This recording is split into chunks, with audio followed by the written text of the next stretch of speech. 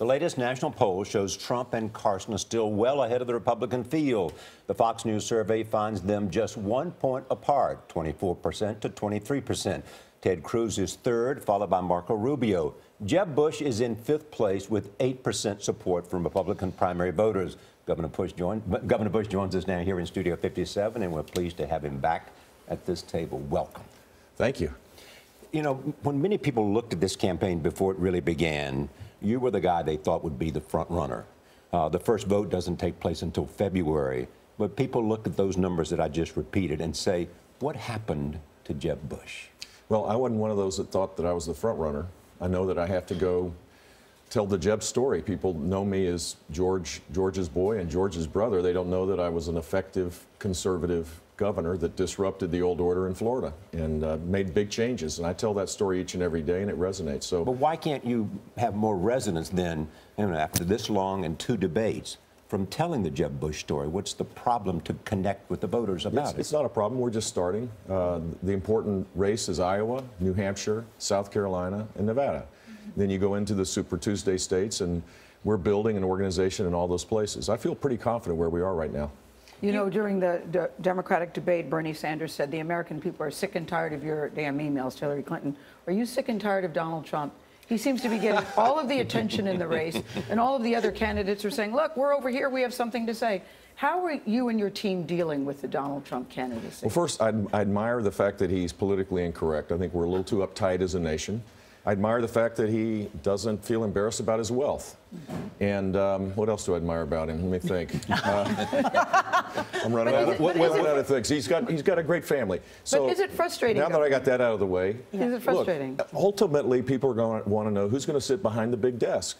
Who's going to be making decisions that impact millions and millions of Americans? Are we going to be safe? Are we going to create a climate where people can rise up again? Is there anything about Donald Trump that makes you think we would not be safe and you would be worried if he was there? I have no clue. That's the point. He hasn't shared his views. When he talks about foreign policy, he talks about how Putin ought to go take care of ISIS. And the week before is ISIS ought to take care of Assad. He would send refugees back to Syria to their slaughter. I mean, these are serious times, and I think you need a person who has the temperament and the leadership skills to fix the things that are broken and do it with passion and conviction, but also have the skills to lead. And over the long haul, I think that's the lane I'm going to stay in, and I believe I'm going to be effective at doing it. I don't know about Donald Trump's views of leadership because he talks about himself the whole time rather than what he would do. Governor, I want to ask you a couple of those policy serious questions, but quickly, you've talked about being your own man. Do you see your brother, George W. Bush, coming out on the campaign trail with you? I don't know. I don't know. He's been helpful raising money. He's been giving me advice. He's the last Republican to have been elected and the one before that. So he's the one guy that I rely on the ebbing and flowing of politics because it's pretty wild, and he's done it. Let me talk to you then about Afghanistan. That's the front page of the papers today. President Obama leaves office in 15 months, essentially saying the drawdown will be left to his successor.